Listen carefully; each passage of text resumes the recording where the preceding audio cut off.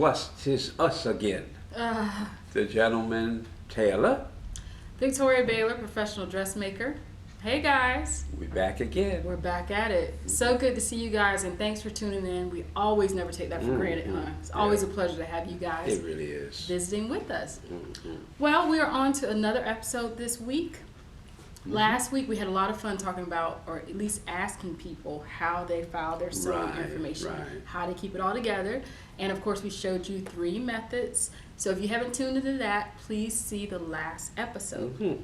As promised, per that episode, we said we would discuss how one could really engage themselves and really grow their sewing skills by doing sewing drills. Right, Mr. Jim? That's so true. I have some people coming in next month to get some private lessons.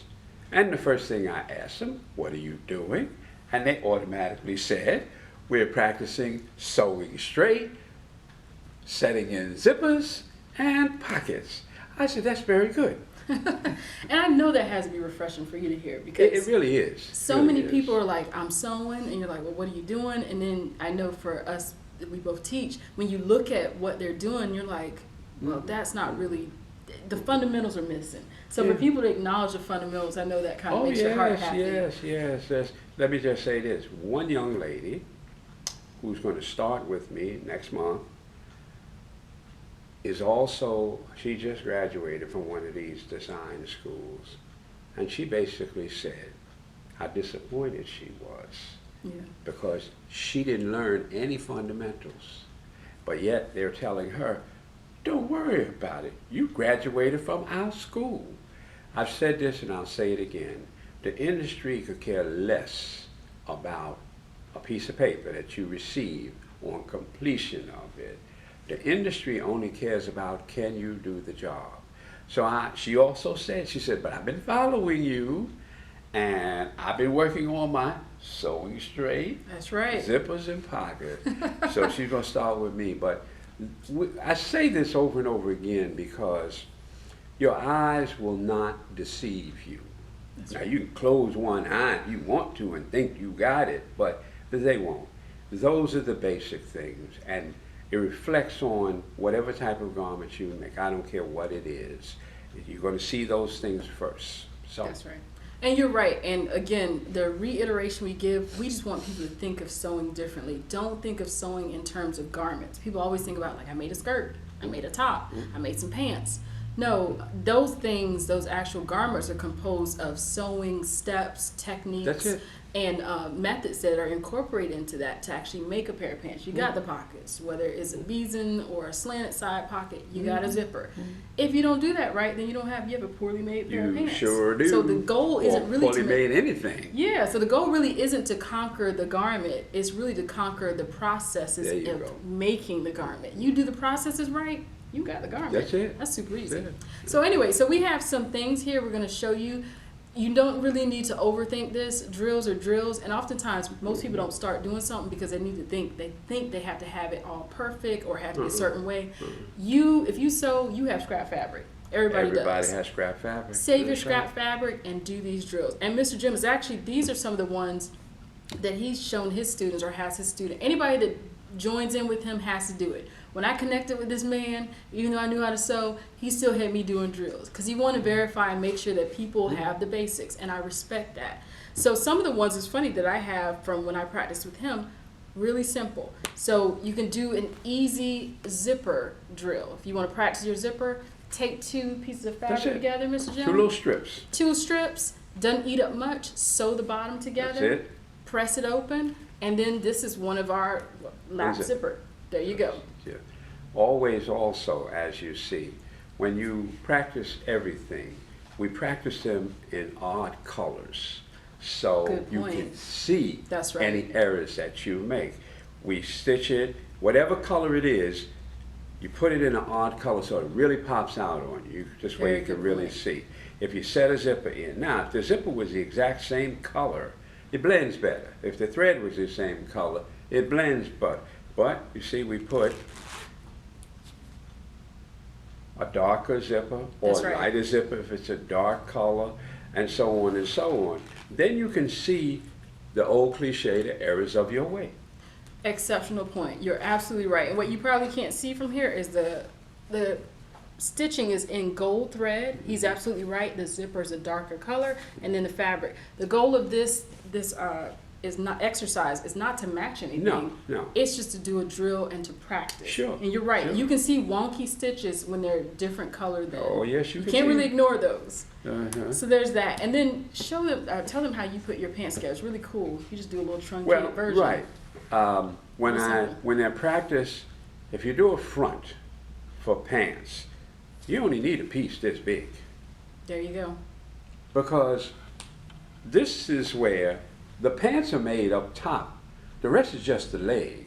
So here you can cut these out and you can get multiples opposed to cutting a long pair of pants out and you're wasting all of that. Because all the rest of this is the leg. That's just straight stitching. That's right. What you do up here is the zipper and the pockets. And of course the waistband.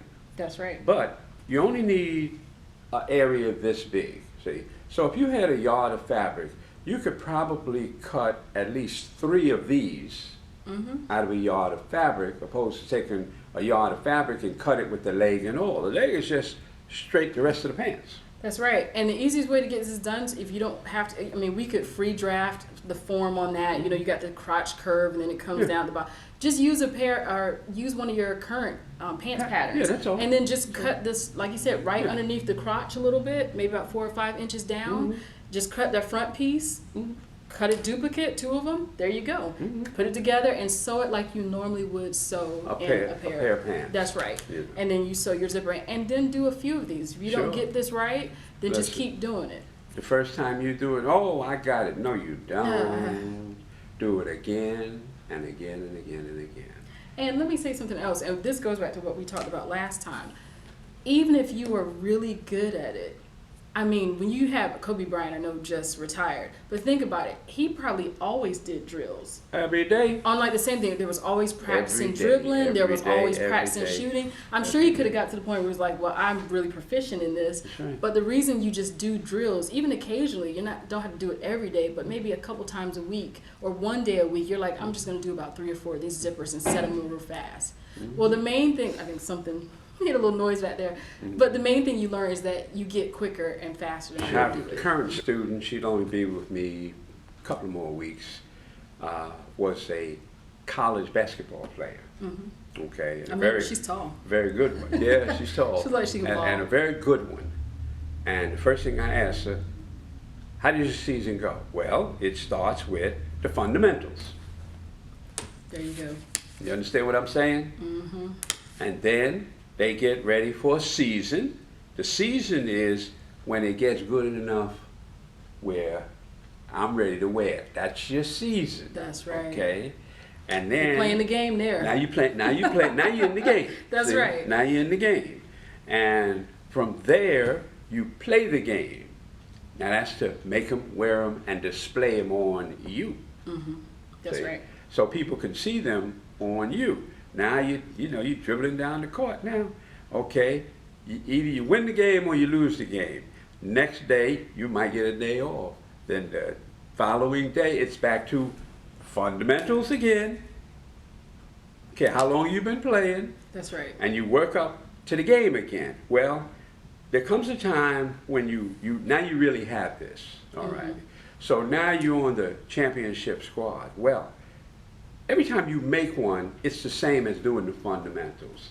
But now you're producing them. That's right. Either for yourself or client. That's right. And then you are getting in that practice. There you go. Every time you make one, it's a practice again. That's right. So you have to make sure that it comes out the way you want. That's right. So for you to score 2 points, that's like $2 or whatever. That's the money in your pocket. That's so every time you shoot the ball to get the basket and get the points, that's your money. So that's why we work on improving it, because absolutely, when people see you and they can compliment you on what you're wearing, the very next question is, where'd you get it from? I like that. And then that's when you sell yourself. That's right. That's it. That's right. So especially, this is really a note for the newbies out there. If you're not to the point where you put in a zipper and it doesn't make you break out into a cold sweat, well, you just need to do some drills. That's it. Keep doing the practicing. That's and it. if you're on the other end of that spectrum and you sew enough that you, and I'm going to be honest with you, I sew a lot, but sometimes I forget how to do things. And even for me, and I've been sewing for as long as I've been sewing, it doesn't hurt occasionally for me to just get some drills in. Sure. Like, let me put the zipper in. Because Sure. if I can quicken my time, I'm great. And then I want to get to the point where I've been thinking lately, just every day get up and whether it's I have a half scale dress for her, make a dress for the dress form. And I'm working on designing. So I've been doing a lot of draping. Get up and drape a dress. Put it together. Anything to sharpen your skill set, because that's what really makes you good. It's not sporadic. Does. Sure it does. Mm-hmm. And then all of a sudden, you realize that You can do it in your sleep. either I can make me an additional career. You know, sometimes they say don't quit your day job. Yeah. Okay. But with cyberspace, that's your online store. Oh, yeah. You know, look, we spend a lot of time as couch potatoes. We spend a lot of time at video games and That's right. computer. The time is there. We're on the computer searching the web. What are you searching for? Ask yourself that. What are you really searching for? Oh, I've been on the computer for 5 hours. Okay, what did you really accomplish? I dispute people all the time, and I'm really about time, and I'm working on ways to make my time more proficient, because I know I mean everybody wastes time, and I know there are some time wasters in my life, but for everyone that says they don't have time, I always say keep a time journal. That's right. Then you'll see where all your time goes, because them 5-minute stints of Facebook here and there add up to 2-3 hours a day. You could have knocked out a pair of pants. I'm telling you, and sold them. That's right. And reach an economic benefit from it. And then again, going back to the drills, it's like second nature. You won't even sweat. So great. So these are the zipper. This is just an example for doing zippers, and then for like doing your Pants fly fronts, front zipper and even pockets. You can practice that way. This is a really neat, ingenious way to do besom pockets, which is really neat. And as you can see, it's just one rectangular piece of fabric. Whatever method you like to put them in, I like to draw my lines in, and then I'll actually draw a line where the besom strip itself needs to sit. It's kind of like a little guideline. You can do one of those. Either way, look, you can run a whole bunch down there in the back. And look, that's a lot of good practice. So say you screw up the first or second one, you're not that good. I promise you, you keep doing enough of these, progressively you're going to see them look really, really good. And they'll look sharp and professional. That's all it is. And they're just about 3 inches apart. So on this must be close to about 15 or 16 inches. But you have 1, 2, 3, 4, 5, 6, 7, you know. So you're not really wasting, and everybody's got a scrap of material this big and little scraps of material that you cut up. That's right. You use what you have. You don't necessarily have to just rush out and buy something. I don't care what you make. Trust me, you're going to always find a piece of scrap this big because it's going to come off like that. And whatever you cut, there is going to be a piece like that. That's right. There's going to be a piece like that.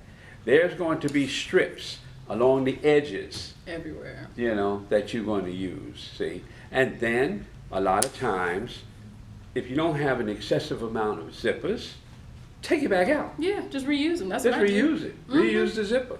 So. Not bad at all. And then one other thing, I know everybody has like that one bane of their existence, something that they sew and do, and sometimes they might not like to do as much. My weird out thing used to be like putting in sleeves, which that's not even I don't even think about that anymore. But I am really weird sometimes about binding necklines. It's just sometimes I'm like, oh, I really hate to do this. I do it and it turns out well, but I like to even practice that. And one way to do that, so I don't fall off this chair, let me show you real quick. You can just take a folded piece of muslin like this, fold it in half. A neckline is either like it's going to be circular, oval, something like that. It doesn't have to be perfect. This is just for demonstration purposes. And then normally I would draw a line, but you could just cut one out.